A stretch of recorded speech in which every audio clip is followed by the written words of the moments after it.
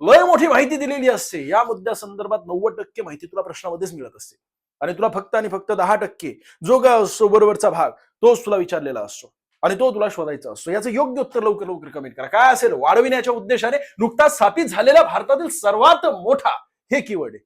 ऊर्जा प्रकल्प म्हणजे सोलार पॉवर पार्क म्हणून ओळखला जाणारा भाडला सोलर पार्क हे सुद्धा या ठिकाणी नाव दिलेले. विचार करा तुम्ही, म्हणजे सगळी माहिती असते, खोजा पहाड निकला चुहा, अशा प्रकारचे हे प्रश्न असतात. त्यामुळे या प्रश्नांना घाबरू नका मित्रांनो, लवकर लवकर कमेंट करा काय असेल याचं योग्य उत्तर. आज आपण अनेक प्रश्न बघणार आहोत आणि त्यातल्या त्यात सर्वाधिक चालू घडामोडीचे प्रश्न बघणार आहोत आणि ते सुद्धा असे प्रश्न आहेत की ज्यावर तुम्हाला हमखास प्रश्न विचारला जाईल. असेच मुद्दे आपण या ठिकाणी आणलेले, मी स्वतः प्रश्न बनवलेले. याचं योग्य उत्तर आहे राजस्थान पर्याय क्रमांक 2. आणि हा जो आहे ना भाडला पार्क, हा जगातील सर्वात मोठा पार्क आहे मित्रांनो. त्याचं कारणच ते आहे बघा ना, या ठिकाणी जोधपूर जिल्हा राजस्थान इथे सूर्यकिरणे आणि मोठं असं लांब लांब पर्यंत पसरलेलं असं मोकळं डेझर्ट त्या ठिकाणी असल्यामुळे तशा प्रकारे या ठिकाणी सोलार पार्क उभारले जात असतात. आणि हे स्वच्छ ऊर्जेचं एक चांगलं उदाहरण सांगता येईल. त्याचं कारणच हे आहे की सूर्यापासून येणारी जी ऊर्जा असते ती फ्री मध्ये असते आणि ती अनंत काळ टिकणारी असते. अशा प्रकारची ही ऊर्जा असते आणि याचा वापर करून वीज निर्मिती केली जात असते सोलार पॅनल बसून. एकूण क्षमता 2245 मेगावॅटची आहे. क्षेत्रफळ 14,000 एकर परिसरात विस्तारलेलं आहे. विचार करा तुम्ही, एवढ्या मोठ्या प्रमाणात विस्तारलेला आहे. महत्वाचं म्हणजे जगातील सर्वात मोठा कार्यरत सौर ऊर्जा प्रकल्प आहे. यात तुला काय काय लक्षात ठेवायचं, तर पहिला मुद्दा प्रश्नामध्येच दिलेले भाडला सोलार पार्क हे नाव लक्षात ठेव. तुला असाही प्रश्न विचारला जाईल की भाडला सोलार पार्क, आणि पोलीस भरतीमध्ये सुद्धा असा प्रश्न विचारला जाईल. आत्ताची लेटेस्ट माहिती आहे की राजस्थान मध्ये आहे जगातील सर्वात मोठा सोलार पार्क, जो की आपल्या भारतामध्ये. तो एक्झॅक्टली कुठे, तर एक्झॅक्टली विचारलं तर जोधपूर जिल्ह्यामध्ये आहे. आणि एकूण स्थापित क्षमता हे मोठ्या परीक्षेमध्ये विचारलं जात असतं, विधानांच्या स्वरूपात विचारलं जात असतं. हा एक मुद्दा लक्षात ठेवा. आणि क्षेत्रफळ हे नाही लक्षात ठेवलं तरी चालेल, पण जगातील सर्वात मोठा कार्यरत सौर ऊर्जा प्रकल्प आहे. पुढचा अत्यंत महत्वाचा मुद्दा आहे, खालीलपैकी कोणता ऊर्जा स्रोत अक्षय ऊर्जा स्रोत नाही. म्हणजे याच मुद्द्याला धरून तुम्हाला पुन्हा अशा प्रकारे प्रश्न विचारला जाईल. एक तर डायरेक्टली भाडला सोलार पार्क या संदर्भात प्रश्न विचारला जाईल, किंवा तुम्हाला याच मुद्द्याला धरून थोडा वेगळ्या पद्धतीने प्रश्न विचारला जाईल. सांगा बरं याचं योग्य उत्तर काय आहे. अक्षय म्हणजेच केव्हाच न संपणारे, जोपर्यंत आपली पृथ्वी आहे तोपर्यंत हे सर्व काही ऊर्जा स्रोत, आणि याद्वारे आपण वीज निर्मिती करू शकतो. अशा प्रकारचे ऊर्जा स्रोत आपल्याला शोधायचे आहेत. सांगा लवकर लवकर याचं योग्य उत्तर काय असेल. सौर ऊर्जा, पवन ऊर्जा, जलविद्युत ऊर्जा की कोळसा. आता सौर ऊर्जा म्हणजे सूर्याकडून येणारी जी ऊर्जा असते त्याचा वापर करून सोलार पार्कद्वारे किंवा सोलार पॅनलद्वारे आपण वीज निर्मिती करत असतो. आणि हे केव्हाच न संपणारी आहे, जोपर्यंत पृथ्वी, जोपर्यंत सूर्य, तोपर्यंत. याचा अर्थ पर्याय क्रमांक 1 असू शकत नाही. मग पवन ऊर्जा, वारे एका स्थानावरून दुसऱ्या स्थानावर जात असताना ज्या ठिकाणी कमी दाब असतो त्या ठिकाणी वारे वाहत असतात. म्हणजे जास्त दाबाकडून कमी दाबाकडे वारे वाहत असतात. आणि त्यासाठी जमीन तापणं फार गरजेचं असतं. एकदा जमीन तापली की जमिनीवरील जे वारे असतात त्यांची घनता कमी कमी होत असते, म्हणजे बारीक बारीक कण लांब लांब जात असतात. आणि त्यांची घनता कमी झाल्यामुळे त्यांचं वस्तुमान कमी झालं की ते वरवर जात असतात वारे, आणि त्यांची जागा घेण्यासाठी दुसरे वारे येत असतात, आसपासचे वारे येत असतात. ज्या ठिकाणी घनता जास्त आहे किंवा ज्या ठिकाणी दाब वाऱ्यांचा जास्त आहे तिथून कमी दाबाकडे वारे वाहत असतात. हे वारे कंटिन्युअसली वाहत असतात. ही गोष्ट तुम्हाला माहिती असेल. याचा अर्थ हे वारे केव्हाच थांबणारे नाहीयेत. आणि या वाऱ्यांचा वापर करून पवन फिरवला जात असतो. एकदा पवन फिरवलं की फिरल्यानंतर ऑटोमॅटिकली टर्बाईन सुद्धा फिरत असतं. टर्बाईन फिरल्यानंतर मग वीज निर्मिती होत असते. उद्देश फक्त आणि फक्त टर्बाईन फिरवणं असतं. भले ते औष्णिक विद्युत प्रकल्प असू द्या, भले जलविद्युत प्रकल्प असू द्या, भले ते लाटांद्वारे वीज निर्मिती असू द्या, निर्मिती विजांची ही टर्बाईन फिरवून केली जात असते. तशाच प्रकारे या ठिकाणी जलविद्युत प्रकल्प, यामध्ये सुद्धा पाणी केव्हाच नदीचं थांबणार नाहीये सोन्या. त्याचं कारणच हे आहे की जोपर्यंत आपली पृथ्वी आहे, जोपर्यंत सूर्य किरणे आहेत, तोपर्यंत आपली पृथ्वी तापणार आहे. तापल्यानंतर त्याच्यावरील वारे हलके होणार आहेत, आसपासचे वारे एकवटणार आहेत. आणि हे मोकळे वारे नाहीयेत, त्यामध्ये ढग असतात. ढगांना धुराळा लागला की लगेच पाऊस पडत असतो. आणि ज्यावेळेस पाऊस पडत असतो त्यावेळेस वेगवेगळ्या झरांच्या माध्यमातून नदी तयार होत असते. आणि ही नदी कंटिन्युअसली वाहत जाणार आहे. जेव्हा पाऊस पडला त्यावेळेस नदी वाहत जात असते. आणि ज्या 12 नदी असतात त्या आता थांबतच नाहीयेत. भले ते उष्णता जरी असली तरी सुद्धा प्रत्यक्षात ग्लेशियर वितळून, म्हणजेच बर्फ वितळून तयार होणाऱ्या नद्या असतात, ज्यामध्ये गंगा आहे, सिंधू आहे, ब्रह्मपुत्र आहे. यांचं जे पाणी येते केव्हाच थांबणार नाही.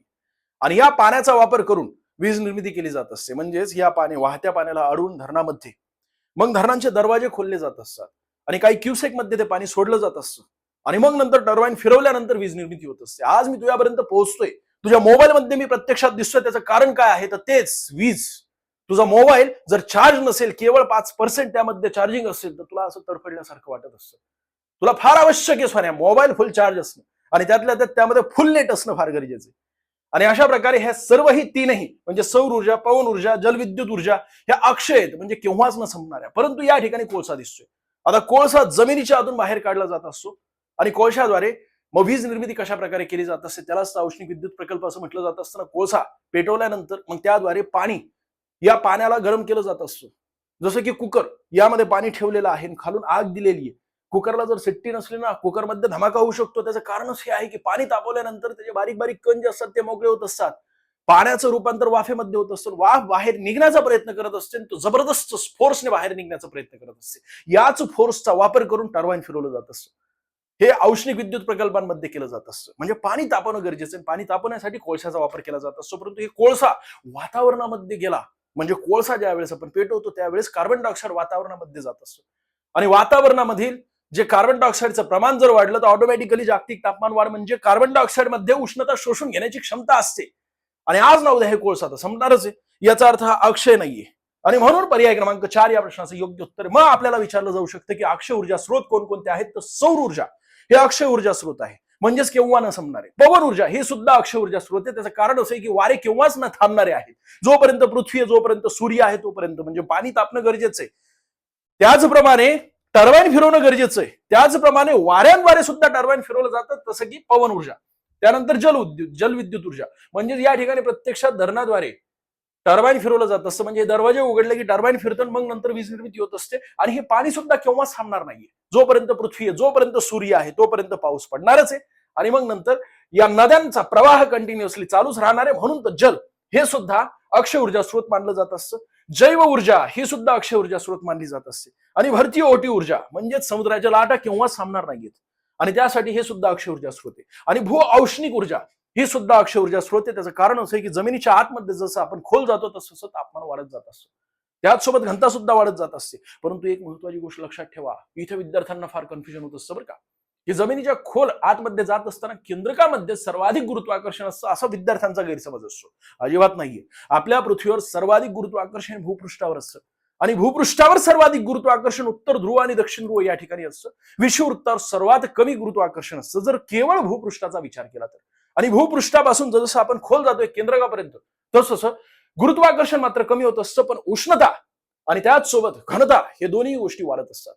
आणि याचा वापर करून सुद्धा भूऔष्णिक विद्युत ऊर्जा निर्माण केली जात असते. म्हणजे जमिनीच्या आतील जी उष्णता आहे त्याचा वापर करून पाणी तापवलं जात असतं. पाणी तापवल्यानंतर वाफ बाहेर निघण्याचा जो प्रयत्न करत असते त्या फोर्सचा वापर करून टर्बाईन फिरवलं जातं, मग नंतर वीज निर्मिती केली जात असते. सर्व काही अक्षय ऊर्जा स्रोत आहेत. मग पुढचा मुद्दा, पण सर मला पर्यावरण हा विषयच नाहीये. येड्या, तू मागच्या प्रश्नपत्रिका अनालिसिस केलेलं नाहीये. तू कोणतीही परीक्षा दे, भले एमपीएससी दे, पोलीस भरती दे, कोणती परीक्षा दे, पर्यावरणावर जास्तीत जास्त प्रश्न विचारले जात असतात. आणि ते भले जॉग्राफीचं नाव घेऊन विचारले जात असतील किंवा डायरेक्टली एन्व्हायरमेंट सायन्स म्हणून तुला त्या ठिकाणी दिलेलं असेल, तुझ्या सिलेबस मध्ये माहिती दिलं नसेल तरी सुद्धा तुला कमीत कमी 25 पैकी 3 ते 4 प्रश्न पर्यावरणावर डायरेक्टली विचारले जात असतात. इनडायरेक्टली बोलत नाहीये, डायरेक्टली विचारले जात असतात. आणि त्यामुळे हे सगळे काही मुद्दे महत्वाचे आहेत. आणि हा जगातील सर्वात मोठा महत्वाचा असा प्रश्न आहे सध्या निर्माण झालेला आहे, आ वासून निर्माण झालेला आहे पेपरी भाषेमध्ये. म्हणजे वृत्तपत्रातील भाषा जी असते त्यामध्ये आ वासून निर्माण झालेला जो प्रश्न आहे तो म्हणजे हा प्रश्न आहे. अनक्षय ऊर्जा स्रोत यामध्ये कोळसा आहे, पेट्रोलियम, त्याचसोबत नैसर्गिक वायू, अणुइंधन आणि हे सर्व काही प्रदूषित आहेत बरं का. पर्यावरणाला प्रदूषण निर्माण करणारे हे सगळे काही घटक आहेत. यांचा वापर कमीत कमी करणं आणि यांचा वापर जास्तीत जास्त करणं यासाठी प्रोत्साहन दिलं जात असतं. यासाठी प्रचार केला जात असतो आंतरराष्ट्रीय स्तरावर. त्यासाठीच आता लई जास्त डीप मध्ये होईल, मग मी तुला पॅरिस करार सांगेल, मग मी तुला आपल्या नरेंद्र मोदी यांना चॅम्पियन ऑफ द अर्थ हा पुरस्कार दिला गेला होता 2018 मध्ये, हे सुद्धा मला तुला सांगावं लागेल. मग अजून जास्त डीप मध्ये होऊन जाईल, मग मी तुला अख्खा पृथ्वीचा मॅप दाखवेल. या पृथ्वीच्या मॅप मध्ये उत्तम, मग तू म्हणतोस की सर तुम्ही फार डीप मध्ये घेता. तसा विषय नाहीये सोन्या. या मुद्द्यांना जरून फिरून प्रश्न विचारले जात असतात. तुला फक्त शांत चित्ताने लेक्चर बघायचे, बाकी तू अनालिसिस करू नको की सर डीप मध्ये घेतायत की कसं घेतायत आणि मला एक वन लाईनर प्रश्न विचारले जातील असंही तू विचार करू नको सोन्या. कारण त्याचं असं आहे की 1000 वन लाईनर वाचून जिंदगीमध्ये कोणी पास होत नाही. आणि जो मास्टर तुला सांगतो ना की 1000 वन लाईनर एवढे वाच आणि तुला जीएसजीके मध्ये पास किंवा मार्क मिळून जातील, तो मास्टर जिंदगीमध्ये केव्हा पास झालेला नसतो. कारण त्याने सुद्धा तशाच प्रकारे पाट्या पीच केलेला असतो, नुसती धुणी धुत बसतो, नुसत्या पाट्या पीच करत असतो. अरे जेवढे कपडे आवश्यक आहे तेवढे धुना, आणि बाकीचे गरजेचे नाहीये ते ठेवून दे. उन्हाळ्यामध्ये कशाला हिवाळ्याचे कपडे धुत बसलेला आहेस.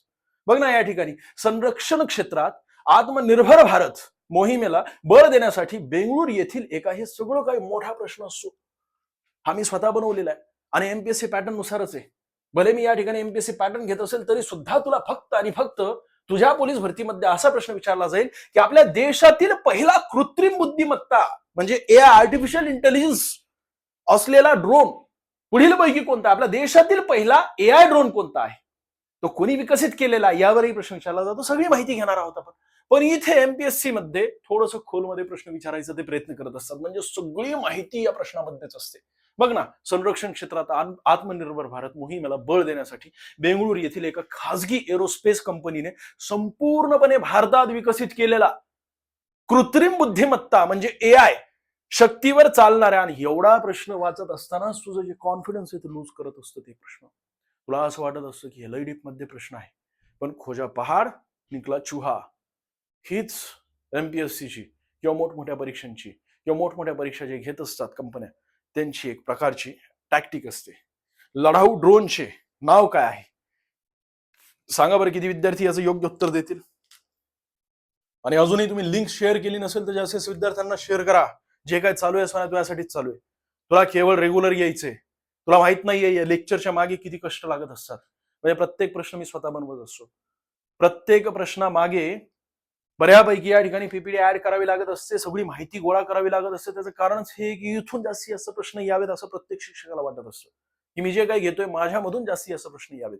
आणि मी तर या ठिकाणी बोलतोय तुला ऑन कॅमेरा बोलतोय की तुझ्या परीक्षेमध्ये 25 प्रश्नांपैकी जीएस जीकेचे 25 प्रश्नांपैकी कमीत कमी 22-23 प्रश्न इथूनच येतील. त्याचं कारणच हे की हे मागील 10 वर्षांपासून या सगळ्या कंपन्या ज्या आहेत की नाही परीक्षा घेणार आहे यांना आम्ही पिळून त्यांचा सार घेतलेला आहे. त्यानंतर तुमच्या समोर आलेलं होईल तेवढा फायदा उचलून घे येड्या. सगळं काय फ्रीमध्ये चालू आहे युट्यूबवर. सांगा याचं योग्य उत्तर काय? कृत्रिम बुद्धिमत्ता शक्तीवर चालणाऱ्या स्वदेशी लढाऊ ड्रोनचं नाव काय आहे? कालभैरव पर्याय क्रमांक 2 या प्रश्नाचं योग्य उत्तर आहे. अनेक विद्यार्थ्यांनी याचं योग्य उत्तर दिलं. Very good. मग कालभैरव म्हणजे अशा प्रकारचा हा ड्रोन आहे आणि हा ड्रोन विकसित केलेला डीआरडीओने. पहिले एआय संचलित लढाऊ ड्रोन आहे मित्रांनो. याची क्षमता विचारली जात असते एमपीएससी मध्ये. तुझ्या परीक्षेमध्ये सुद्धा विचारली जाऊ शकते, सर्वसेवा भरती किंवा अजून ते पोलीस भरतीमध्ये. याची क्षमता किती? 30 तास हवेत उडण्याची त्याची क्षमता आहे. आणि एकूण डिस्टन्स किती कव्हर करू शकतो? तर 3000 किलोमीटर प्रवास हे करू शकतं ड्रोन.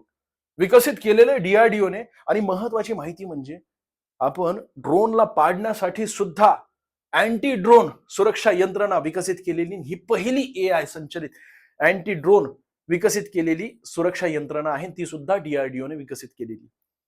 पुढे जाऊया. मग वेगवेगळे घडलेल्या 2026-2025 मध्ये एआय संदर्भात माहिती तुम्हाला स्क्रीनवर दिसते. एक एक एक एक करून बघूया आपण. आणि हमखास या मुद्द्यावर तुला प्रश्न विचारला जाईल सोन्या. या मुद्द्यावर या पेजवर जर तुला प्रश्न आला नाही तर तुझ्या समोर येणं बंद करेल. ज्या ज्या वेळेस मी हे मुद्दे सांगत असतो की नाही की हमखास विचारलं जाईल त्यावेळेस तू पॉज करून टिपून घेणं गरजेचं असतं. त्यावेळेस त्याचं कमीत कमी स्क्रीनशॉट काढायचं असतं. आता लेक्चर चालू असताना वाटलं असं मी बाजूला सरकतोय, याचं स्क्रीनशॉट काढून घे. हमखास विचारलं जाईल. नंतर मग शांत चित्ताने वाच जेवढे स्क्रीनशॉट काढलेले आहेत. पहिला मुद्दा तो म्हणजे पहिली एआय अंगणवाडी तुला विचारली जात असते. आत्ताच लेटेस्ट मध्ये नागपूर या ठिकाणी स्थापित करण्यात आलेली आहे. प्रत्यक्षात आपले जे मुख्यमंत्री आहेत त्यांच्याद्वारे उद्घाटन करण्यात आलं होतं.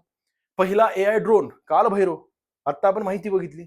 पहिला एआय सुपर कम्प्युटर शक्ती नावाचा जो कम्प्युटर आहे आयआयटी मुंबई याने विकसित केलेला आहे. पहिली एआय शाखा. हे सगळ्या 2026 मध्ये घडलेल्या घटना आहेत. एखादी घटना तुला 2025 मध्ये दिसेल. साथीगिरी विद्यापीठ, आणि हे कुठे आहे? केरळमध्ये. पहिली एआय शिक्षिका आयरिस ही 2025 मध्ये विकसित करण्यात आली, केरळ सरकारद्वारे. हे एक महत्वाचं आहे. पहिला एआय आधारित चित्रपट इराह यावर सुद्धा प्रश्न विचारला गेलेला आता पोलीस भरतीमध्ये. एआय युक्त युनिकॉर्न स्टार्टअप हे कृत्रिम रित्या भविष्य अग्रवाल हे यांनी विकसित केलेलं आहे. एआय वैद्यकीय संशोधन केंद्र आयआयटी दिल्ली यांच्याद्वारे एम्स इथे एम्स दिल्लीमध्ये ना त्या ठिकाणी विकसित करण्यात आलेले. एआय सेज म्हणजे स्पेशल इकॉनॉमिक झोन, हे फार महत्वाचं असतं. खास करून निर्यात प्रधान वस्तू या ठिकाणी बनवल्या जात असतात, त्यालाच हे सेज असं म्हटलं जात असतं, स्पेशल इकॉनॉमिक झोन. इसवी सन 2000 मध्ये हे केलं होतं, त्याला स्थापित करण्यात आलं होतं. 2005 मध्ये त्याला कायदेशीर दर्जा देण्यात आला होता. नवा रायपूर या ठिकाणी छत्तीसगड. एआय विद्यापीठ युनिव्हर्सल एम्स दिल्ली या ठिकाणी आहे. आणि एआय सक्षम सेमीकंडक्टर धोरण हे नवा रायपूर छत्तीसगड कर्जत या ठिकाणी असलेलं आहे. AI शहर गुजरात पहिलं आहे बरं का, त्या ठिकाणी गुजरात राज्यातील आहे. आणि AI शहर लखनौ हे एक आहे. पुढे जाऊया. पुढचा मुद्दा सध्या मोठ्या प्रमाणात चर्चेत असलेले तापानुली ओरँग्युटन ही अति दुर्मिळ व संकटग्रस्त वानर प्रजाती प्रामुख्याने कोणत्या देशात आहे? याचा अर्थ सर, जगभरातील जेवढे संकटग्रस्त जे लुप्त पावणाऱ्या प्रजाती आहेत त्या सगळ्या मी टिपून घेऊ का आणि सगळ्या पाठ करू का? येडा असं करू नकोस. मी या ठिकाणी हा मुद्दा का आणलेला आहे आणि यावर प्रश्न मी का विचारलेला आहे किंवा का बनवलेला आहे, त्याचं कारणच हे की आशिया खंडातील महत्वाची अशी प्रजाती आहे जी लुप्त पावणारे, जी प्रत्यक्षात मानवासारखी दिसते अशा प्रकारची ही प्रजाती आहे आणि ती आता लुप्त पावत चाललेली आहे. आणि त्याला IUCN ने सुद्धा तशा प्रकारे दर्जा दिला गेलेला आहे. आणि ही प्रजाती जी आहे ती इंडोनेशिया या ठिकाणी पर्याय क्रमांक 2 आढळत असते. केवळ आणि केवळ इंडोनेशिया या ठिकाणी आढळत असते. हजारो बेटांचा समूह म्हणून इंडोनेशियाला ओळखलं जात असतं. दक्षिण आशिया खंडामध्ये असलेली, म्हणजे आपल्या आशिया खंडातीलच हे देश आहे महत्वाचं, आपल्या भारताच्या दक्षिणेला. ठीक आहे. मग ह्या अशा प्रकारची ही प्रजाती आहे. जगातील सर्वात दुर्मिळ प्रजाती म्हणून हिला ओळखलं जात असतं. इंडोनेशियात सुमात्रा बेटावर केवळ आढळत असते, केवळ आणि केवळ एका स्थानावर. 2017 मध्ये या प्रजातीला स्वतंत्र प्रजाती म्हणून घोषित करण्यात आलं होतं, 2017 मध्ये. आणि महत्वाचं म्हणजे त्यांची संख्या अत्यंत कमी असल्याने IUCN म्हणजे इंटरनॅशनल युनियन फॉर कन्झर्वेशन नेचरच्या क्रिटिकल एंडेंजर्ड श्रेणीमध्ये याला समाविष्ट करण्यात आलेला. आपल्या आशिया खंडातील असल्यामुळे आपल्याला प्रश्न विचारला जाईल, हमखास विचारला जाईल. पुढे जाऊया.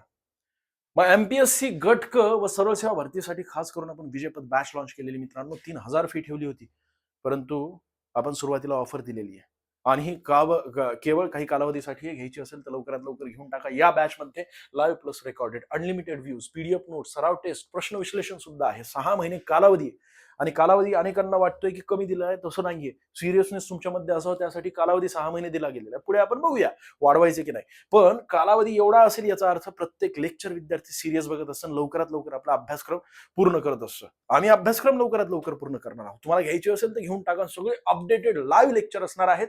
तलाठी, नगर परिषद, जलसंपदा विभाग, लिपिक वर्ग, इतर संवर्गांसाठी. काय डाऊट असेल तर या नंबरवर तुम्हाला संपर्क साधायचा. शिक्षकांचं सांगायचं झालं तर यापूर्वी MPSC पास झालेले, MPSC मुख्य परीक्षा दिलेले अशा प्रकारचे सर्व शिक्षक आहेत आणि जबरदस्त शिक्षण जगतामध्ये अनुभव असलेले असे सर्व शिक्षक आहेत. लवकरात लवकर बॅच घ्या, संपूर्ण सिलेबस कव्हर करा. MPSC सरळ सेवा आणि पोलीस भरतीसाठी सुद्धा आपण आपली ऑनलाईन बॅच महाराष्ट्र अकॅडमीच्या आपल्या या ऍपवर ठेवलेली आहे. ती सुद्धा सगळे अपडेटेड लाईव्ह बॅचेस आहेत. घ्यायचे असेल तर लवकरात लवकर घ्या. काय डाऊट असेल तर या नंबरवर तुम्हाला संपर्क साधायचा. महाराष्ट्र अकॅडमीचा ऍप इन्स्टॉल करून तुम्ही बॅच जॉईन करू शकता. पुढे जाऊया. पुढचा प्रश्न, खालीलपैकी कशाच्या मध्यभागी कोकण हा जेमतेम 50 किलोमीटर रुंदीचा किनारपट्टीवरील सखोल प्रदेश आहे? लवकर लवकर कमेंट करा की कोकण नेमकं कुठे आणि कोणाच्या मध्यभागी आहे? बंगालच्या उपसागरामध्ये आहे का?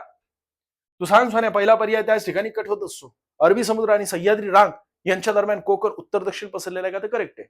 कोकण हा निमुळता दक्षिणेमध्ये झालेला आहे. कोकणाचा विस्तार उत्तरेला जास्त आहे. उत्तर कोकण आणि दक्षिण कोकण असे 2 भाग पडत असतात.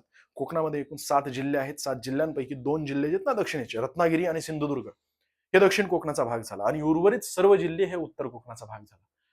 उत्तर कोकण आणि दक्षिण कोकण हे 2 भाग पाडण्याचं कारण असं आहे की दोघांमध्ये साम्य नाहीये, दोघांमध्ये फार फरक आहे. दक्षिण कोकण हा ओबडधोबड आहे. दक्षिण कोकण या ठिकाणी लोकसंख्या घनता कमी आहे. दक्षिण कोकण या ठिकाणी महिलांची संख्या जास्त आहे. दक्षिण कोकण या ठिकाणी औद्योगिकरण अतिशय कमी झालेलं आहे. दक्षिण कोकणामध्ये फॉरेस्ट एरिया जास्त आहे. दक्षिण कोकणामध्ये पाऊस जास्त पडत असतो तुलनेत उत्तर कोकणाच्या. तसं म्हटलं तर अख्ख्या महाराष्ट्रामध्ये सर्वाधिक पाऊस पडणारं ठिकाण ते म्हणजे कोकण आहे. त्याचं कारण असते की नैऋत्य मोसमी वारे येत असतात. आपल्या भारतामध्ये सर्वाधिक पाऊस नैऋत्य मोसमी वाऱ्यांद्वारे पडत असतो.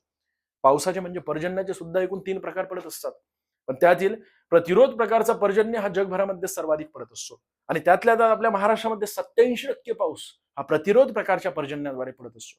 आपल्या महाराष्ट्रामध्ये पावसाची सुरुवात 7 जूनला होत असते आणि तीही सिंधुदुर्ग पासून होत असते. आंबोली या ठिकाणी सर्वाधिक पाऊस पडणारं ठिकाण आहे आपल्या महाराष्ट्राचं. तब्बल 750 सेंटीमीटर पर्यंत पाऊस त्या ठिकाणी आंबोलीमध्ये पडत असतो. म्हणजे विचार करा तुम्ही किती मोठ्या प्रमाणात पाऊस पडत असतो. आणि हेच नैऋत्य मोसमी वारे सरळ जात असतात आणि ते जाऊन धडकत असतात गारो खासी जयंतिया या टेकड्यांना.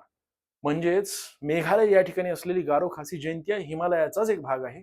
या 3ही टेकड्यांना येऊन धडकणारे हे जे वारे असतात नैऋत्य मोसमी वारे, त्याद्वारे पाऊस जो पडतो तो जगातील सर्वाधिक पाऊस पडणारा ठिकाण आहे, ते म्हणजे मोसिनराम या ठिकाणी.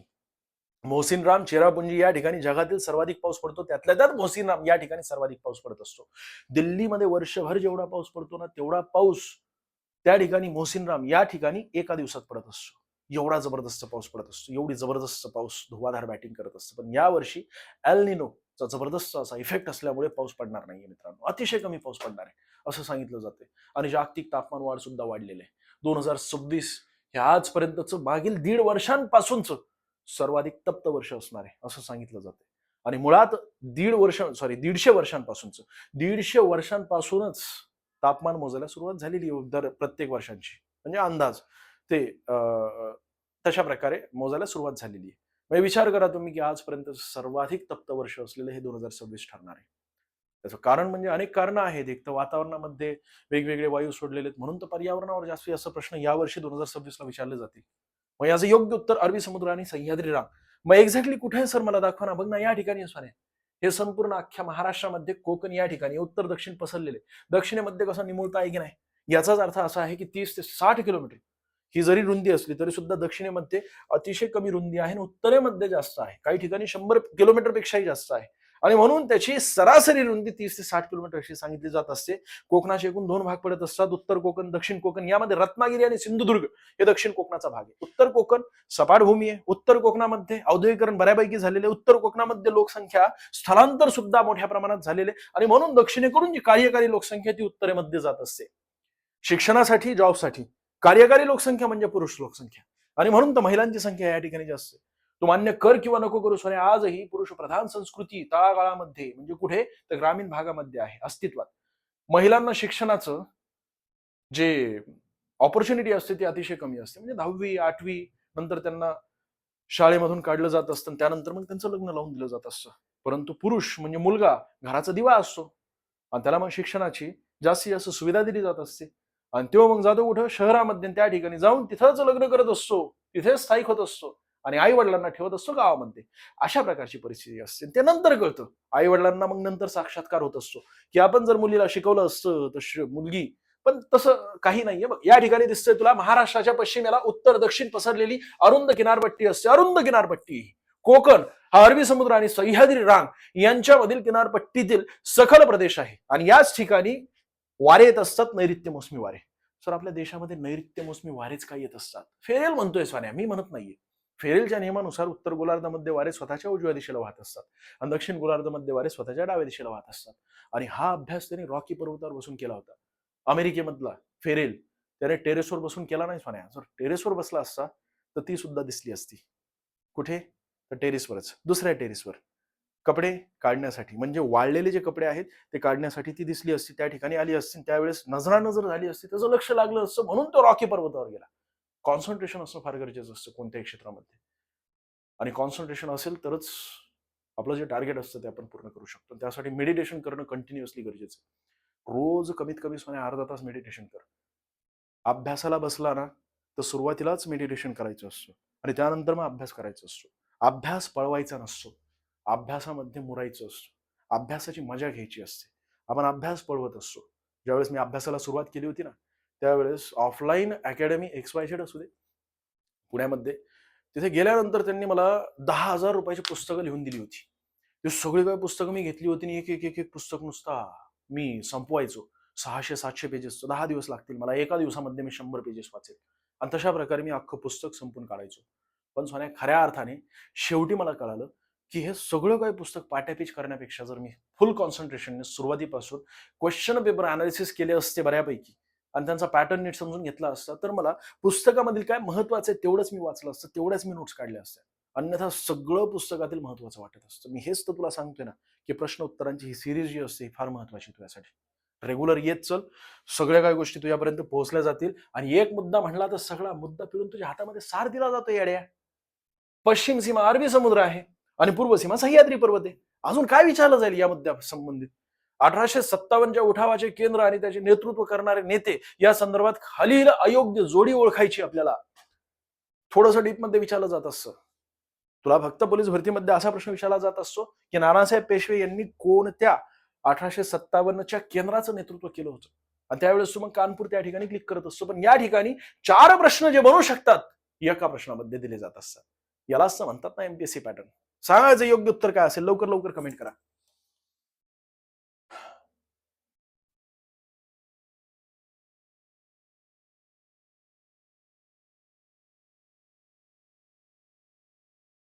लवकर लवकर कमेंट करा, काय असेल याचं योग्य उत्तर. आणि जास्तीत जास्त लोकांना आपल्या या लेक्चर संदर्भात सांगा रे मित्रांनो. अजूनही लाईक केलं असेल तर लाईक करा. जेवढे जण लाईव्ह आहेत हक्काने लाईक मागतोय सर, लाईक ठोकून दे. तुझ्या एका लाईकने माझा व्हिडिओ व्हायरल होईल असं तुझा गैरसमज आहे येड्या. तसा काही विषय नाहीये. फक्त आणि फक्त आम्हाला मोटिवेशन मिळत असतं, बाकी काही विषय नाहीये. किंवा आपला लेक्चर विद्यार्थ्यांना आवडलेला आहे, आपण एवढं कष्ट केलेले ते विद्यार्थ्यांपर्यंत पोहोचलेलं आहे आणि त्यांना लेक्चर आवडत आहे, बस एवढाच उद्देश असतो, बाकी काही विषय नाहीये. त्यामुळे जेवढे विद्यार्थी सगळ्यांनी एकदा लाईक ठोकून द्या. जेवढे जण लाईव्ह आहेत त्यांनी सगळ्यांनी लाईक ठोका. बघूया किती विद्यार्थी लाईक करतात, किती विद्यार्थ्यांना ही सिरीज आवडते. 1857च्या उठावाचे केंद्र आणि त्यांचे नेतृत्व करणारे नेते या संदर्भात खालील अयोग्य जोडी आपल्याला विचारली. कानपूरचं नेतृत्व केलं होतं नानासाहेब पेशवे यांनी आणि त्यांचे सेनापती होते तात्या टोपे. याचा अर्थ त्यांनी लखनौ मध्ये त्या ठिकाणी नेतृत्व केलंय का? अजिबात नाहीये सोने. त्यामुळे पर्याय क्रमांक 4 या प्रश्नाचं योग्य उत्तर बाकी. झाशीचं नेतृत्व केलं होतं राणी लक्ष्मीबाई, मैं मेरी झांसी नहीं दूंगी. बिहारचं नेतृत्व केलं होतं जगदीशपूर या ठिकाणी कुंवर सिंग, वयस्कर व्यक्ती होते पण त्यांनी त्या ठिकाणी नेतृत्व केलं होतं. त्या ठिकाणचे संस्थान, त्या संस्थानाचे ते प्रमुख होते. आणि लखनौ या ठिकाणी बेगम हजरत महल यांनी नेतृत्व केलं होतं. पुढे मग वेगवेगळे असे या ठिकाणी केंद्र दिसतात आणि त्यांचे नेतृत्व भारतातील नेते जे आहेत त्यांनी केलेले त्या संदर्भात माहिती दिसते. मी थोडंसं झूम करतो आणि एक एक एक एक बघूया आपण. लेक्चर जर विद्यार्थ्यांना फास्ट वाटत असेल तसंही सांगा, पण सोन्या पर्याय नाहीये. अरे या स्पीडने जावं लागेल. जिंदगीत लय जबरदस्त ताणून कच्चून विद्यार्थी अभ्यास करतात जे सिलेक्ट होणार आहेत आगामी काळात, आणि त्यासाठी त्या स्पर्धेमध्ये आपल्याला उतरावं लागेल. तू ज्या लायब्ररीमध्ये बसलेला आहे त्या ठिकाणी स्वान्या, टिल्या आणि मागे टिली बसलेली आहे, त्यांच्यासोबत तुझं कॉम्पिटिशन नाहीये येड्या. तुझं कॉम्पिटिशन अख्ख्या महाराष्ट्रातील विद्यार्थ्यांसोबत. एक प्रश्न तुझा चुकला ना तर त्या प्रश्ना संबंधित अख्ख्या महाराष्ट्रात 5,000 विद्यार्थी चुकलेले असतात. म्हणजेच एका प्रश्नावर 5,000 विद्यार्थी बसलेले असतात. ज्यावेळेस तू असं बोलतो ना की माझा एक प्रश्न चुकला आणि त्यामुळे माझी अख्खी पोस्ट हुकली, तुझ्यासारखे 5,000 विद्यार्थी असतात ज्यांचे अशा प्रकारे प्रश्न चुकलेले. आणि ज्या ठिकाणी सर्वाधिक प्रश्न चुकलेले असतात विद्यार्थी, तोच प्रश्न पुन्हा रिपीट होत असतो, कारण त्यांच्याकडे सगळा डाटा असतो. जसा की हा प्रश्न आहे, हा प्रश्न जर अनेक विद्यार्थी चुकले असतील ना, हाच प्रश्न जसाच्या तसा पुन्हा रिपीट केला जाईल. सगळा डाटा त्यांच्याकडे असतो आणि तशा प्रकारे ते प्रश्न रिपीट करत असतात. दिल्लीचं नेतृत्व केलंय बहादूर शाह जफर, हे सम्राट होते मुघल साम्राज्याचे. त्याचसोबत बख्त खान त्यांचे जे सेनापती आहेत त्यांच्याद्वारे.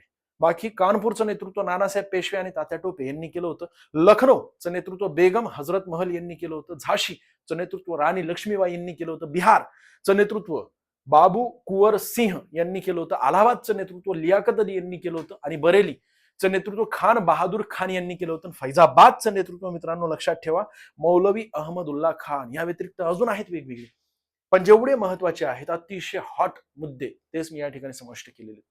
एवढं तरी कमीत कमी करून ठेवा, मार्ग तुमचा जाणार नाही.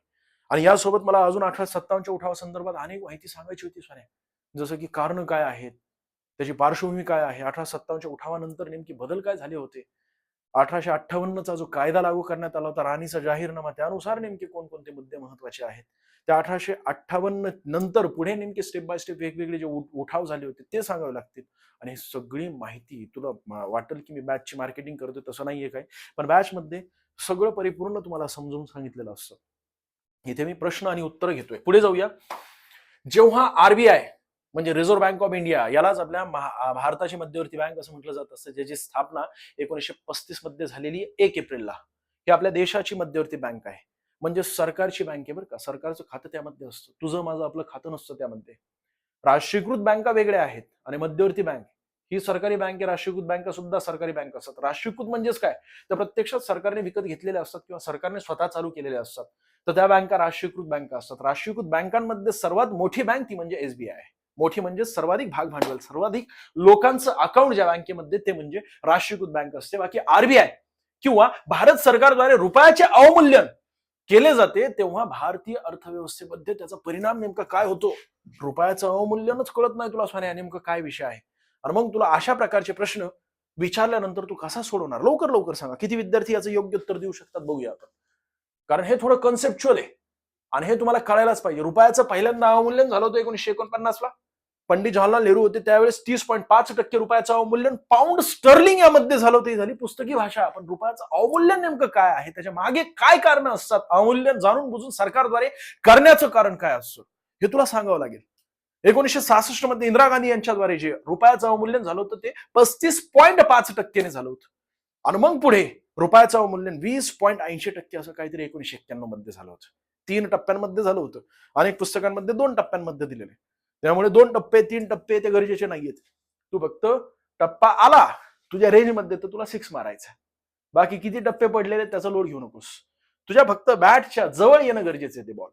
आणि त्यानंतर बरोबर तू अंदाज लावणं गरजेचं आहे. आणि त्याचसोबत भले मागे तुझी नजर नसली तरी सुद्धा तू अंदाज लावणं गरजेचं आहे की त्या ठिकाणी प्लेअर नाहीये, तिथे तू बऱ्यापैकी स्वीप मारू शकतोस. कळतंय का?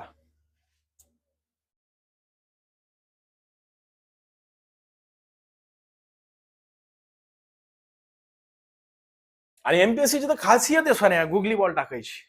ते गुगलीच टाकलेला आहे. भारताची आयात स्वस्त होते आणि निर्यात महाग होते का? मुळात अवमूल्यन करण्यामागचा उद्देश काय असतो? आपली निर्यात वाढणं गरजेचं आहे. आपल्याला परकीय चलन मिळणं गरजेचं आहे. परकीय चलन केव्हा मिळतील? ज्या वेळेस परकीय देशात राहणारा सोन्या टिल्या बंड्या हे आपल्या देशातील वस्तू विकत घेतील.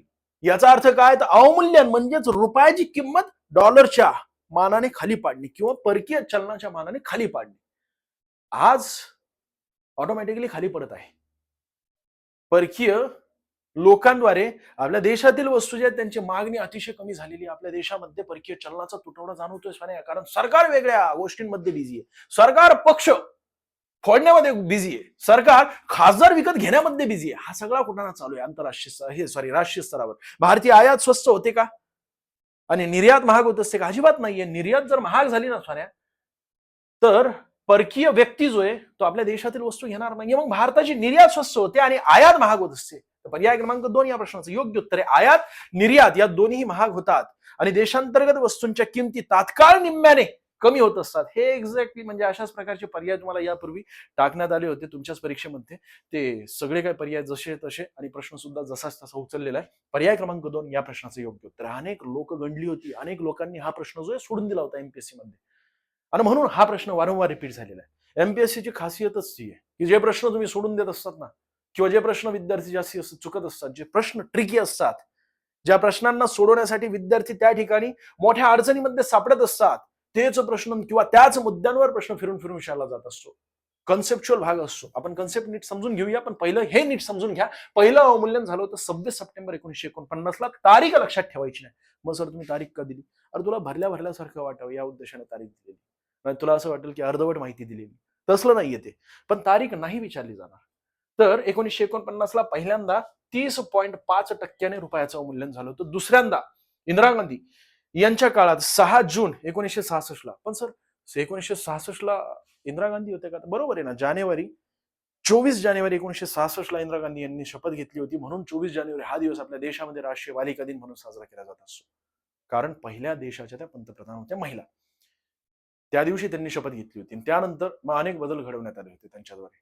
कारण आपली अर्थव्यवस्था त्यावेळेसही संकटामध्ये सापडली होती. परकीय आक्रमण झालं होतं 2 वेळा. म्हणजेच 1963 मध्ये भारत चायना युद्ध 1962 मध्ये आणि 1965 मध्ये भारत पाकिस्तान युद्ध झालं होतं. त्यामध्ये परकीय चलन मोठ्या प्रमाणात खर्च झालं होतं. शस्त्र आयात करण्यामध्ये सुद्धा खर्च झालं होतं. म्हणजेच युद्ध खर्च झालं होतं आणि त्याच कालावधीमध्ये दुष्काळजन्य परिस्थिती निर्माण झाली होती. भीषण दुष्काळाचा सामना आपल्या भारताने केलेला आहे.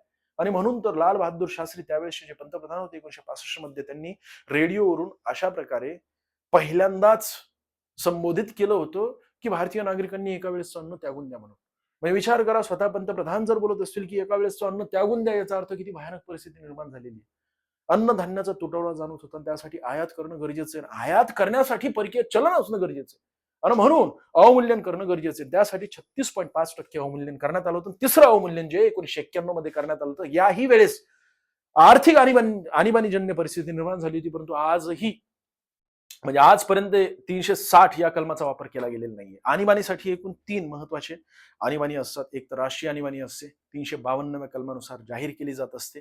त्यासाठी 2 कारणं असतात. आज जर आपण बघितलं तर बरं का 44व्या घटना दुरुस्तीनुसार आज जर आपण बघितलं तर 352व्या कलमानुसार परकीय आक्रमण आणि सशस्त्र बंडाळी हे 2 कारणं असतात. त्यानंतर राष्ट्रीय आणीबाणी घोषित केली जात असते राष्ट्रपतींद्वारे. त्यानंतर पुढची आणीबाणी ती म्हणजे राष्ट्रपती राजवट. यासाठी सुद्धा 2 कारणं असतात आणि 2 वेगवेगळी कलमं असतात. एक तर 356 आणि 365. जास्त डीपमध्ये जावं लागेल, गरजेचं नाही आता सध्या. त्यासाठी वेगळा एक प्रश्न घेऊन येईल मी. आणि 360व्या कलमानुसार आर्थिक आणीबाणी घोषित केली जात असते. पण आजपर्यंत एकदाही आर्थिक आणीबाणी घोषित केलेली नाहीये. ही परिस्थिती झाली होती या ठिकाणी निर्माण तशा प्रकारची. 2 आठवड्यापर्यंत आपण केवळ आयात करू शकतो एवढे परकीय चलन होतं. म्हणून तर ह्या सर्व काही अवमूल्यन करण्यात आलेले आहेत या कालावधीमध्ये. मग सर अवमूल्यन म्हणजे काय? सांगू का रे? लवकर लवकर कमेंट करा.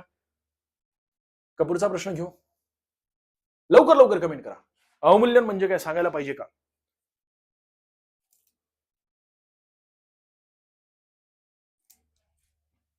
आणि कमेंट करत चला रे.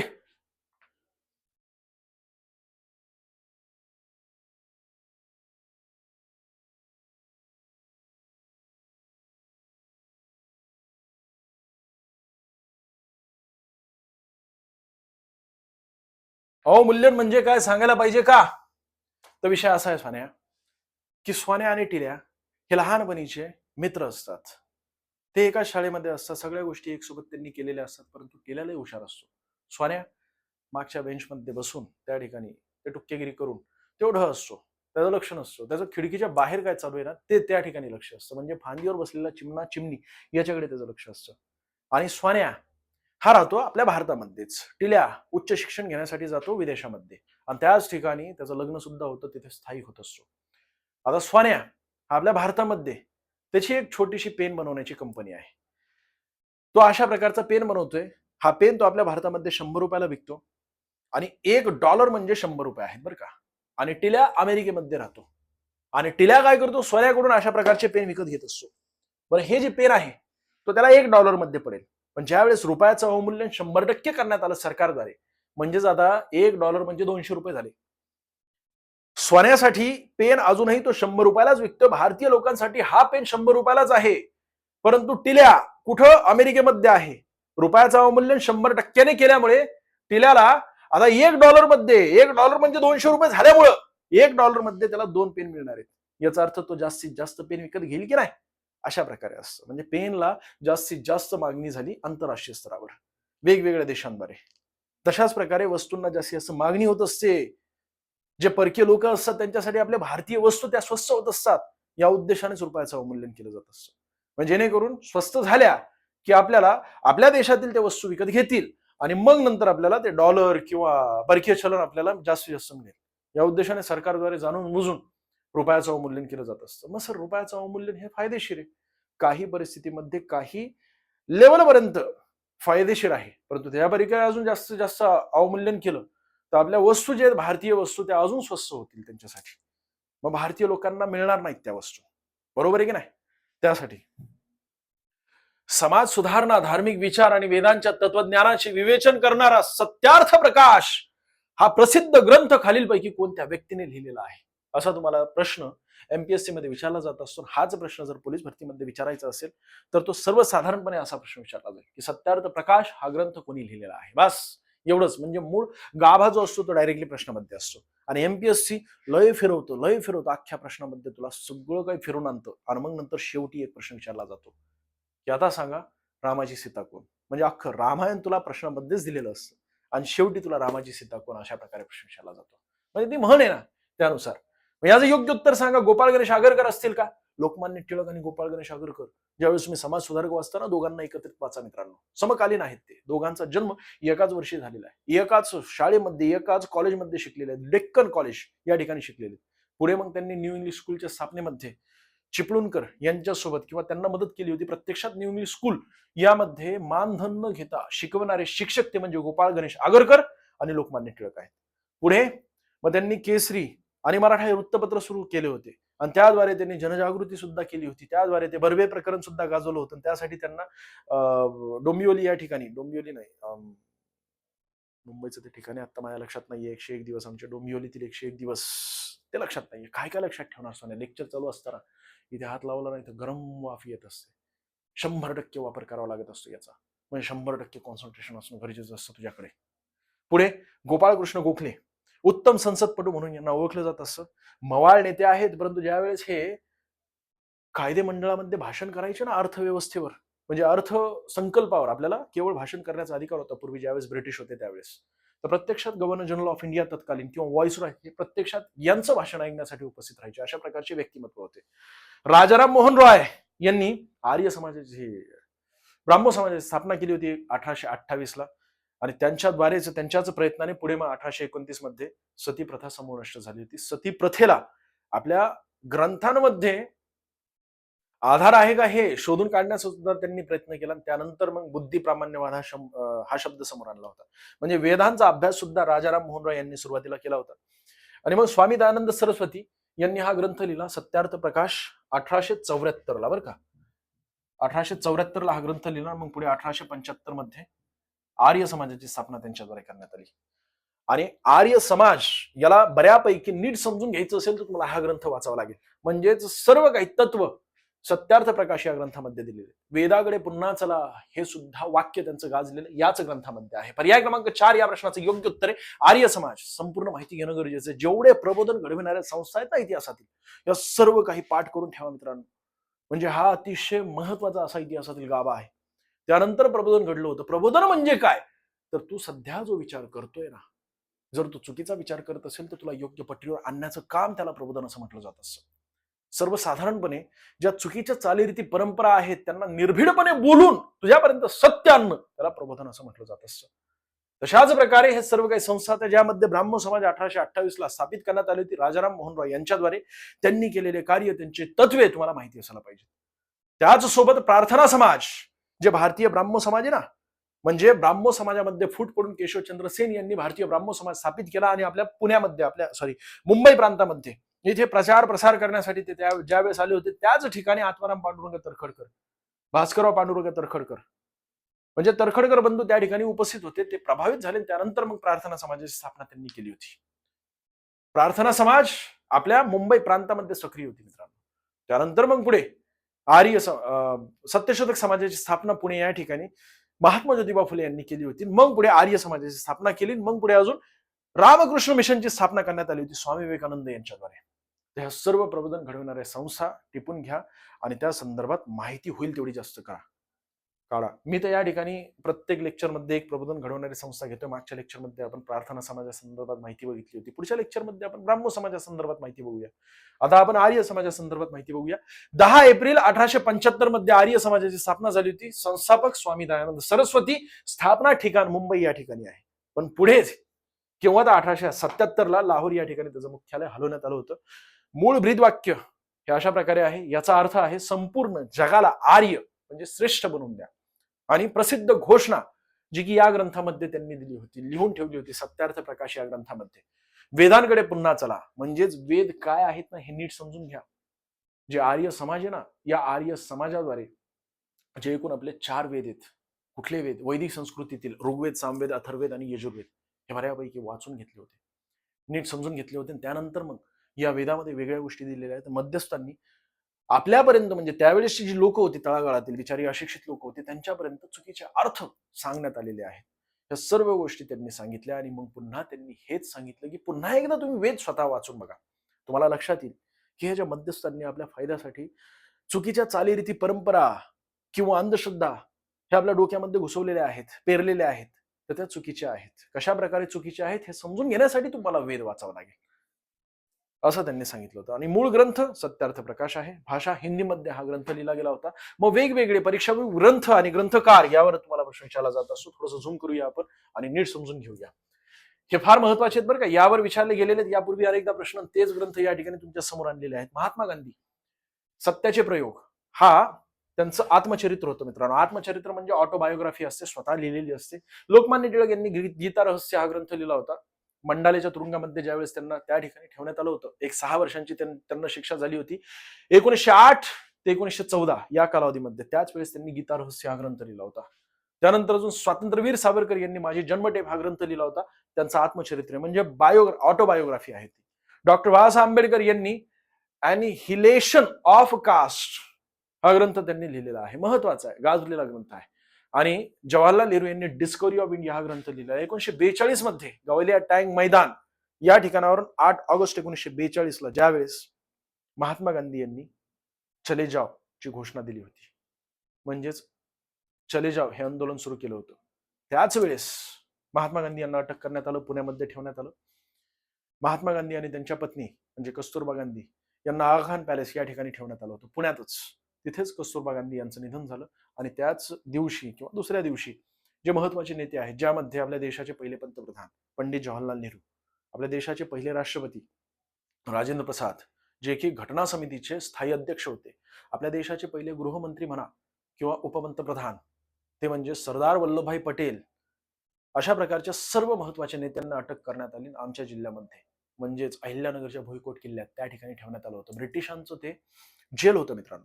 आणि त्याच ठिकाणी जवाहरलाल नेहरू यांनी डिस्कवरी ऑफ इंडिया हा ग्रंथ लिहिला होता. Subhash Chandra Bose the Indian struggle हा ग्रंथ त्यांनी लिहिलेला आहे, महत्वाचा ग्रंथ आहे. त्याचसोबत राजश्री शाहू महाराज विविध भाषणे व लेख त्यांनी दिलेले आहेत आपल्या आयुष्यामध्ये.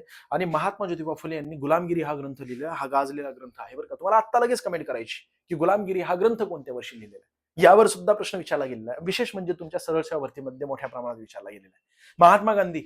महात्मा ज्योतिबा फुले यांच्या संदर्भात आपण पुढच्याच सिरीजमध्ये किंवा पुढच्याच व्हिडिओमध्ये, उद्याच्या व्हिडिओमध्ये किंवा परवा दिवशीच्या व्हिडिओमध्ये हमखास घेणार आहे मी प्रश्न, कारण अत्यंत महत्वाचे व्यक्ती आहेत. खालीलपैकी राजधानी संदर्भात चुकीची जोडी आपल्याला ओळखायची. आणि हे सर्व काही राजधान्या पूर्वेकडील जे राज्य आहेत या संदर्भात विचारल्या जात असतात. जास्तीत जास्त आपल्याला त्यावर विचारलं जातं. एक तर एकूण 28 राज्य आणि 8 केंद्रशासित प्रदेश, सरसकट सगळ्यांच्या राजधान्या पाठ करणं गरजेचं नाहीये. एक गोष्ट लक्षात ठेव, एखाद्या राज्यामध्ये समजा इलेक्शन झालं असेल, त्या ठिकाणी समजा सरकार बदललेली असेल किंवा मुख्यमंत्री यांनी शपथ घेतली असेल, हमखास आपल्याला प्रश्न विचारला जात असतो. आपल्याला एक तर राजधानी विचारली जाते किंवा तिथले मुख्यमंत्री कोण आहेत यावर प्रश्न विचारला जातो. दुसरं म्हणजे जे ईशान्येकडील राज्य आहेत, ईशान्येकडील म्हणजे ईशान्येकडून जे परतीचे वारी येत असतात ते राज्य, आपल्या भारताचं ईशान्येकडील टोक, 7 सिस्टर म्हणून ओळखलं जात असतं.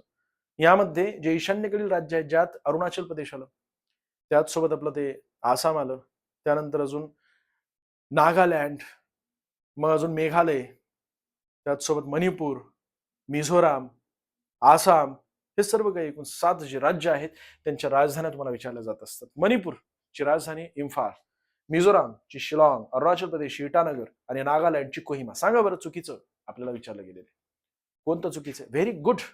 मिझोरामची नाहीये, मेघालयाची राजधानी ही शिलाँग आहे. ठीक आहे, मिझोरामची एझोल ही राजधानी आहे. त्यामुळे या ठिकाणी पर्याय क्रमांक 2 हे चुकलेले आहे. बाकी मणिपूरची इम्फाळ बरोबर आहे, अरुणाचल प्रदेशची इटानगर बरोबर आहे, नागालँडची कोहिमा बरोबर आहे. पण पुन्हा एकदा लक्षात घ्या, मिझोराम याची एझोल ही राजधानी आहे आणि शिलाँग ही मेघालयाची राजधानी आहे. पुढे जाऊया.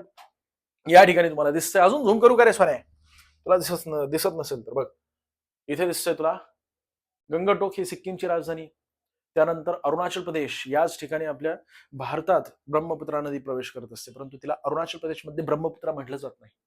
अरुणाचल प्रदेशमध्ये तिला दिहांग असं म्हटलं जात असतं. ज्यावेळेस हीच नदी कुठली तर ब्रह्मपुत्रा नदी, जिला तिबेटमध्ये यार्लुंग सांगपो असं म्हटलं जात असतं, हीच अरुणाचल प्रदेशमध्ये नामच्या बर्वा पर्वताला वळसा घालून आपल्या भारतात प्रवेश करून मग आसाममध्ये प्रवेश करते, त्यावेळेस तिला ब्रह्मपुत्रा असं म्हटलं जात असतं. या ब्रह्मपुत्रा नदीची एकूण लांबी 2900 जरी असली तरी सुद्धा वेगवेगळ्या स्थानांवर वेगवेगळी नावं आहेत. आपल्या भारतात जास्त प्रवाह नाहीये, पण महत्वाची नदी आहे. आपल्या भारतातच नदीवरील सर्वात मोठं बेट आसाममध्ये तयार करत असते. आसामची राजधानी गुवाहाटी आहे.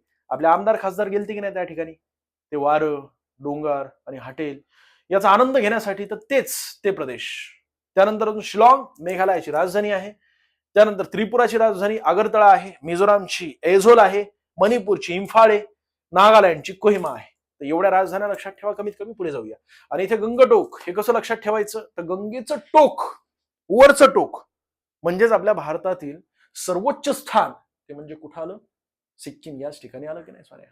कांचनजंगा पर्वत शिखर एकूण जगातील सर्वोच्च शिखरांमध्ये 3ऱ्या क्रमांकाचं सर्वोच्च शिखर, जे की आपल्या भारतातील सर्वोच्च शिखर आहे.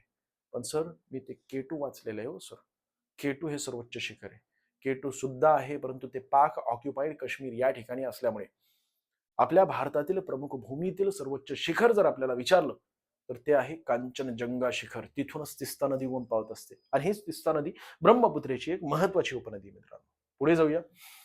पुढचा प्रश्न, मानवी हृदय आणि रक्तदाबाशी संबंधित खालील विधानांचा आपल्याला अभ्यास करायचा आहे, अयोग्य विधान आपल्याला ओळखायचे. सांगा बरं याचं योग्य उत्तर काय असेल. अरे सगळं काय हृदयासंदर्भात तुला सगळी माहितीच देणार आहे. हृदय का धडकतं आणि हृदय का विचार करतं आणि हृदय, सांगा लवकर लवकर काय असेल याची माहिती. अभी मुझ में कहीं बाकी थोड़ी सी है जिंदगी. What is the problem? काय म्हणतोय?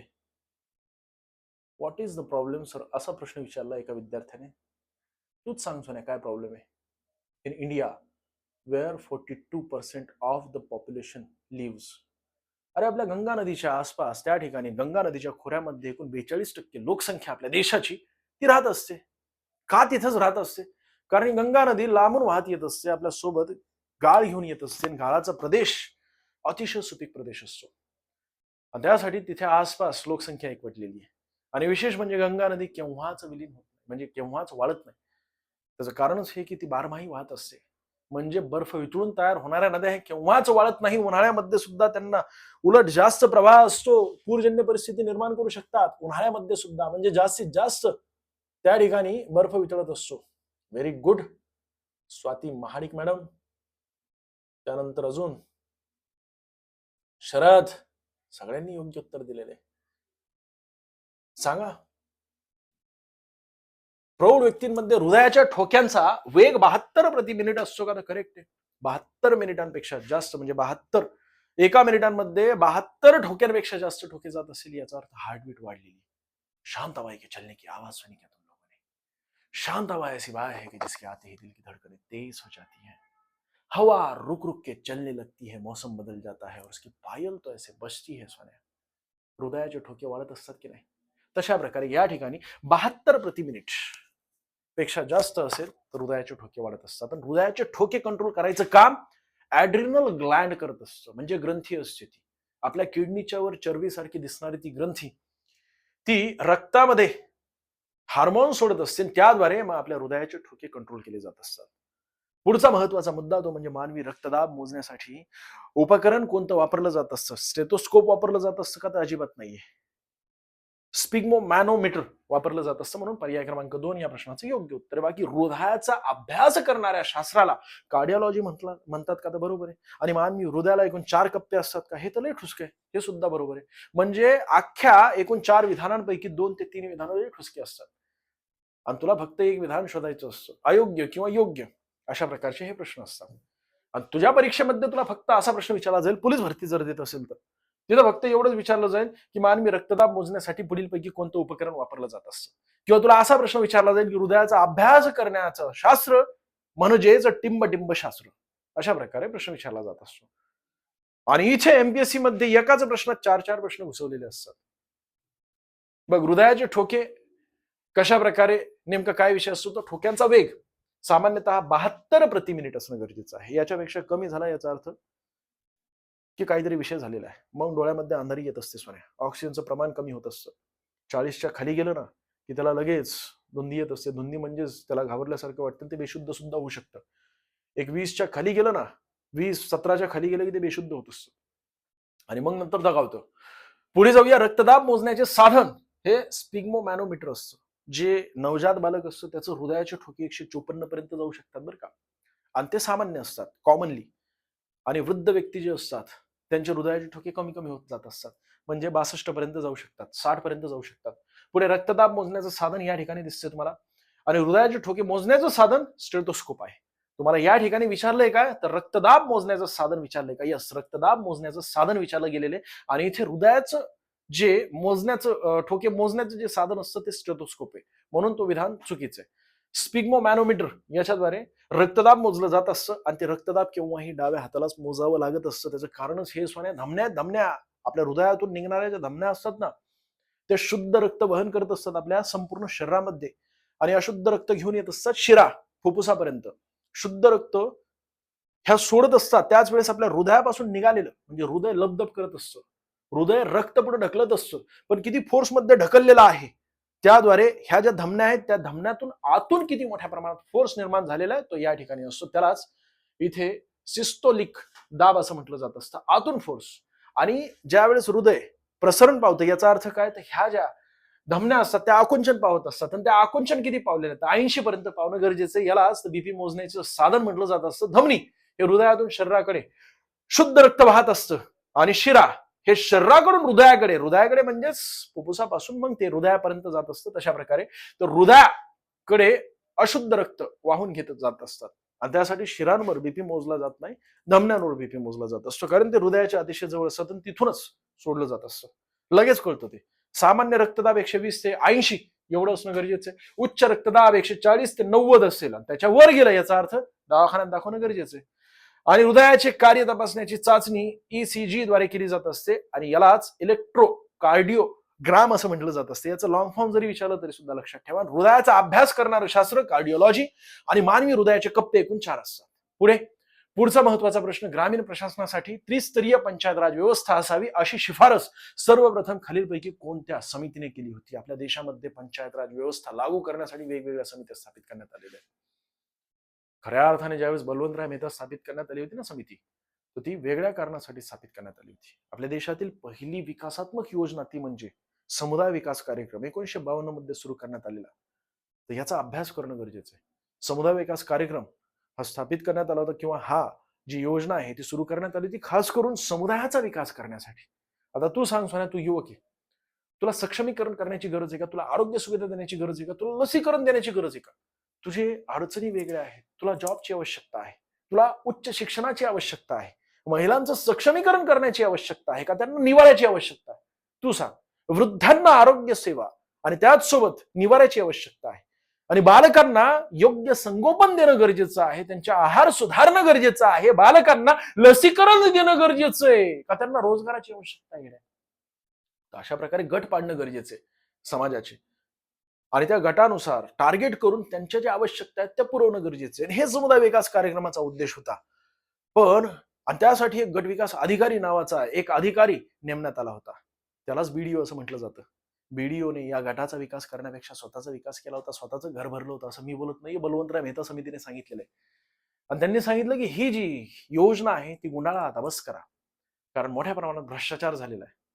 याच्या जागेवर दुसरी महत्वाची अशी जी आपल्या राज्यघटनेमध्ये दिलेलं 40व्या कलमात पंचायत राज व्यवस्था ती आणा आता. आता आणणं फार गरजेचं आहे आणि त्यानुसार मग नागोर या ठिकाणी बलवंतराय मेहता समितीच्या शिफारशी ऍक्सेप्ट करून मग केंद्र सरकारने नागोर या ठिकाणी आपल्या देशातील पहिली ग्रामपंचायत स्थापित केली होती 1959 मध्ये. प्रत्यक्षात पंडित जवाहरलाल नेहरू राजस्थान या ठिकाणी नागोर जिल्ह्यामध्ये तिथे गेले आणि उद्घाटन केलं पहिल्या ग्रामपंचायतीचं. आणि मग पुढे आपल्या महाराष्ट्रात सुद्धा ग्रामपंचायतीसोबतच त्रिस्तरीय पंचायत राज व्यवस्था लागू करण्यात आली वसंतराव नाईक समितीच्या शिफारशीवरून. पण पहिल्यांदा ज्यांनी सांगितलं होतं की 3 स्तर असायला पाहिजे, गाव पातळीवर ग्रामपंचायत, तालुका पातळीवर पंचायत समिती आणि जिल्हा पातळीवर जिल्हा परिषद. तर अशा प्रकारची शिफारस ज्यांनी दिली होती ते म्हणजे बलवंतराय मेहता समिती आहे. 1957 मध्ये स्थापित करण्यात आली होती. तुम्हाला असा प्रश्न विचारला तुमच्या पोलीस भरतीमध्ये की बलवंतराय मेहता समिती स्थापित करण्यामागील उद्देश काय होता? तर आपल्या देशामध्ये पंचायत राज व्यवस्था लागू करावी हा उद्देश होता. हे असं अनेकांनी त्या ठिकाणी क्लिक करून आले. उद्देश वेगळा होता सोन्या. समुदाय विकास कार्यक्रम जे 1952 मध्ये सुरू करण्यात आलेला त्याचा अपयश का आहे त्याचा अभ्यास करण्यासाठी यांची स्थापना करण्यात आली. उद्देश वेगळा होता आणि त्यांनी शिफारस दिली वेगळी. अशोक मेहता समिती ही सुद्धा केंद्रस्तरीय GVK राव समिती आहे आणि LM सिंघवी समिती. सगळ्यांसंदर्भात माहिती आपण बघणार आहोत. पहिलं बलवंतराय मेहता समिती नीट समजून घ्या. स्थापना 1957 मध्ये झाली होती. समुदाय विकास कार्यक्रम आणि राष्ट्रीय विस्तार योजना यांचं मूल्यमापन करणं म्हणजे त्यांचा अभ्यास करणं गरजेचं आहे. बघ या ठिकाणी BDO बसलेला आहे, सगळ्यांना मार्गदर्शन करतोय. पण या सगळ्या अशिक्षित जनतेला माहित नाही की BDO लुटणारे, BDO भ्रष्टाचार करणारे आणि अशा प्रकारे याने भ्रष्टाचार केला होता. BDO म्हणजे ब्लॉक डेव्हलपमेंट ऑफिसर असतं. पुढे जो पंचायत समितीचा हा कार्यकारी अधिकारी म्हटलं तरी चालेल त्याला. महत्वाच्या शिफारशी यामध्ये भारतात लोकशाही विकेंद्रीकरण लागू करण्यात आलं, त्याचसोबत त्रिस्तरीय पंचायत राज व्यवस्था असावी असं सांगण्यात आलं आणि पंचायत समिती हा पंचायत राज व्यवस्थेचा प्रमुख घटक असावा हे सुद्धा त्यांच्याद्वारे सांगण्यात आलं. स्थानिक स्वशासनाला अधिक अधिकार व आर्थिक स्वायत्तता द्यावी अशा प्रकारचे त्यांनी शिफारशी दिल्या होत्या. मित्रांनो, बलवंतराय मेहता समितीच्या महत्वाच्या 4 शिफारशी, तसं म्हटलं तर अनेक आहेत पण तुमच्या परीक्षेसाठी महत्वाच्या ह्या 4 शिफारशी आहेत. त्याचसोबत केंद्रस्तरीय वेगवेगळ्या ज्या समित्या आहेत त्यातील महत्वाच्या शिफारशी अशोक मेहता समिती यांनी सांगितलं होतं द्विस्तरीय पंचायत राज व्यवस्था असावी, 2 स्तर असावेत ज्यामध्ये जिल्हा परिषद असावी आणि ग्रामीण स्तरावर ग्रामपंचायत असावी, पंचायत समिती नसावी. GVK राव समिती यांनी सांगितलं होतं जिल्हा परिषदेला केंद्रस्थानी म्हणजे तशा प्रकारचा दर्जा द्यावा आणि LM सिंघवी समिती ही फार महत्वाची समिती 1986 मध्ये स्थापित करण्यात आलेली ही समिती यांनी शिफारस दिली होती की पंचायत राज व्यवस्था जी आहे ना त्याला घटनात्मक दर्जा देणं गरजेचं आहे. म्हणजे आपल्या राज्य घटनेमध्ये डायरेक्टली या संदर्भात उल्लेख करणं गरजेचं आहे. त्यासाठी मग 243 कलमामध्ये पुढे घटना दुरुस्ती झाली होती. 1993 मध्ये 24 एप्रिलला लागू करण्यात आली ना 73वी घटना दुरुस्ती. 1 जूनला 1993ला पुढची 74वी घटना दुरुस्ती लागू करण्यात आली. 73व्या घटना दुरुस्तीनुसार आपल्या राज्य घटनेमध्ये स्थानिक स्वराज्य संस्था ग्रामीण स्तरावरील जे 3 स्तर आहेत म्हणजेच कुठली तर ग्रामीण स्थानिक स्वराज्य संस्था यातील 3 महत्वाचे घटक ग्रामपंचायत, पंचायत समिती, जिल्हा परिषद यानुसार त्याला घटनात्मक दर्जा देण्यात आला. 73व्या घटना दुरुस्तीनुसार 243 ए पासून ते पी पर्यंत स्थानिक स्वराज्य संस्था ती कुठली तर ग्रामीण यासाठी तरतूद करण्यात आली आणि ओ पासून झेडजी पर्यंत 74व्या घटना दुरुस्तीनुसार जी लागू करण्यात आली 1 जून 1993 ला पण त्यानुसार शहरी स्थानिक स्वराज्य संस्था लागू झाली म्हणजे त्यानुसार त्याला घटनात्मक दर्जा मिळाला. आणि म्हणून आपल्या देशामध्ये 24 एप्रिल हा दिवस राष्ट्रीय पंचायत राज दिन म्हणून साजरा केला जात असतो. घटनात्मक दर्जा मिळाला होता त्या दिवशी म्हणून. वसंतराव नाईक समिती ही आपल्या महाराष्ट्राशी संबंधित आहे. बोंगीरवार समिती आहे, पी.बी. पाटील समिती आणि दांडेकर समिती यातील वसंतराव नाईक समिती फार महत्वाची.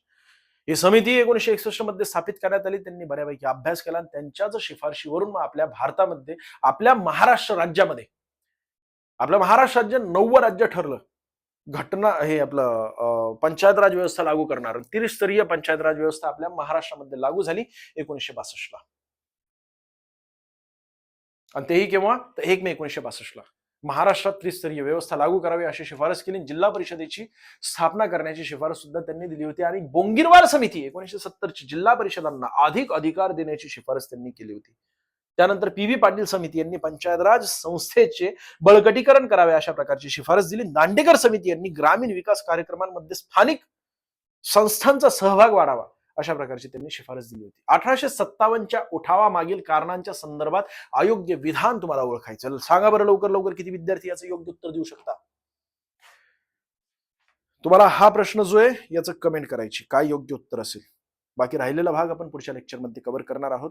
मागच्या लेक्चरमध्ये ज्या ज्या विद्यार्थ्यांनी कमेंट केलेली आहे त्या विद्यार्थ्यांचं नेमकं म्हणणं काय बघूया आपण. याचं योग्य उत्तर तोपर्यंत कमेंट करा. मी थोडं बाजूला जातो आणि बाकी विद्यार्थी मागच्या लेक्चरमध्ये मी एक प्रश्न विचारला होता त्यांचं काय म्हणणं आहे बघूया. विजय महेंद्रकर म्हणतात ऑप्शन 2 कोकणासंदर्भात त्यांनी माहिती दिलेली. Very good sir, correct.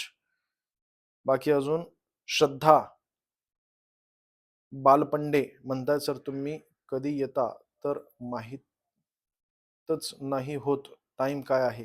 माझा बरोबर टायमिंग आहे 11 ते 12 या सॉरी 12 ते 1 या दरम्यान मी येत असतो.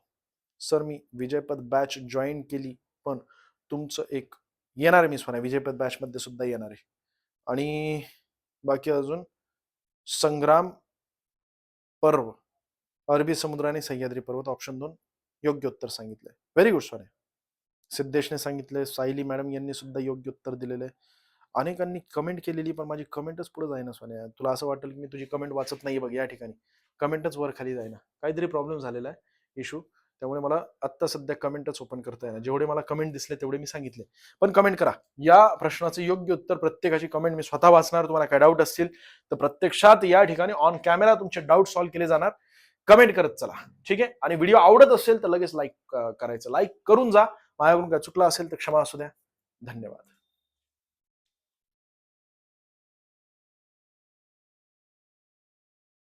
अभी न जाओ छोड़ कर के दिल अभी भरा नहीं अभी अभी तो आई हो अभी अभी तो.